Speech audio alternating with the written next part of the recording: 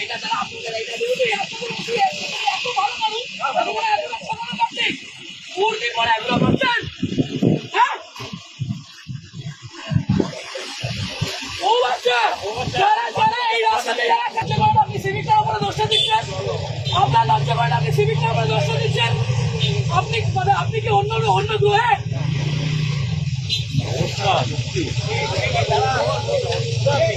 জীবনেও লজ্জা নেই, জীবনেও লজ্জা নেই, জীবনেও লজ্জা নেই। আজকে যে দলে লড়িয়ে গেছে লজ্জা সরম বলে লজ্জা সরম বলে